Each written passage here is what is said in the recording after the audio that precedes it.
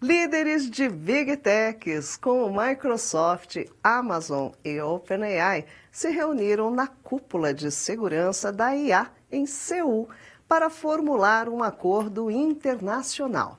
Entre as medidas discutidas está uma espécie de botão de pânico para interromper o desenvolvimento da inteligência artificial. E para falar mais sobre esse assunto, vamos receber agora ao vivo Arthur Igreja, que é especialista em tecnologia e inovação. Vamos receber o Arthur Igreja aqui na nossa edição do Olhar Digital News. Olá, Arthur Igreja, boa noite, bem-vindo. Boa noite, Marisa. Obrigado pelo convite. Arthur Igreja, vamos falar sobre essa questão. Antes de mais nada, quais foram as principais definições dessa cúpula e como funcionaria exatamente esse tal do botão do pânico para as inteligências artificiais? Conta pra gente. Bom, uma cúpula que está acontecendo lá em Seul, né, na Coreia do Sul, mas é um evento co-organizado com o Reino Unido.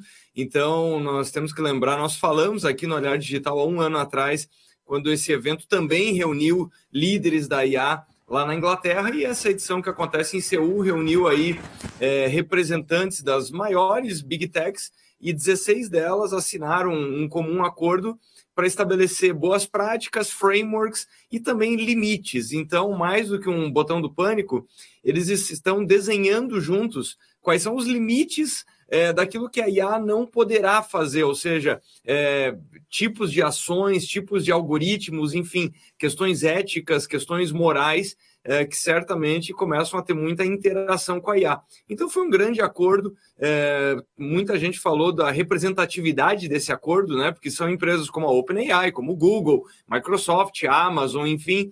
O que me chamou a atenção é que, na verdade, só tem uma empresa signatária, que é uma empresa chinesa. E por que eu estou falando isso? Porque a China também é uma grande líder no mundo da inteligência artificial, mas nós vimos poucas empresas representadas nesse debate. Então, quer dizer, não adianta nós termos um grupo de empresas super preocupadas com isso e outras nem tanto. Agora, uma vez que a gente tem uma série de sistemas interligados, não é? A inteligência artificial generativa, Arthur, seria realmente possível parar tudo de repente, sem prejudicar o que já está sendo desenvolvido ou que já foi feito?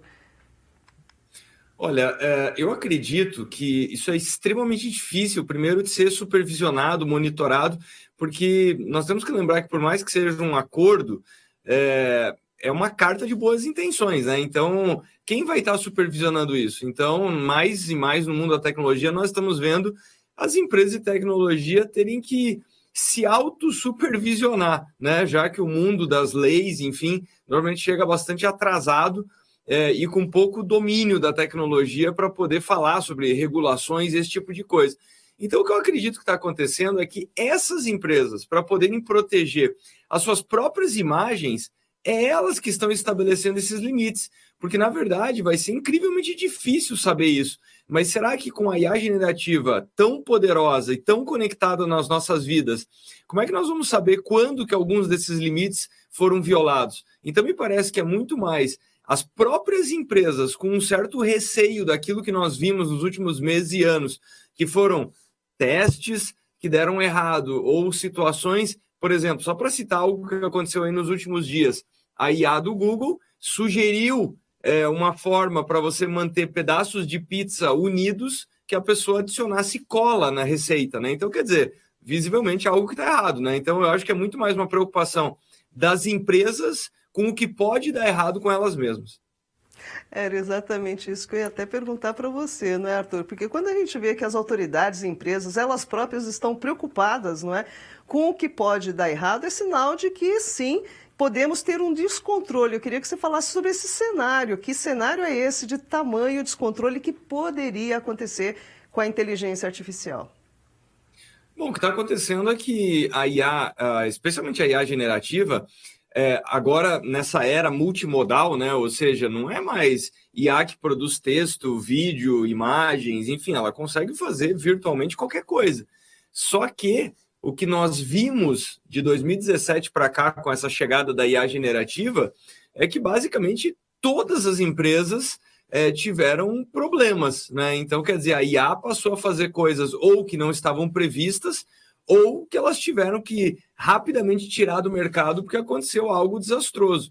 Então, na verdade, esse tipo de cenário, nós podemos imaginar algumas coisas, né? Ou seja, essas IAs participando cada vez mais das nossas vidas, não só vidas pessoais, mas também no trabalho, e cometendo deslizes. Só que enquanto forem deslizes, por exemplo, gerou uma imagem errada, mas nós passamos a ter problemas, enfim, que podem ter consequências graves, né? Ou seja, a IA que começa a estar presente dentro de hospitais, IAs dentro da educação, dentro de controle de tráfego aéreo, só para citar exemplos aí que podem causar grandes problemas.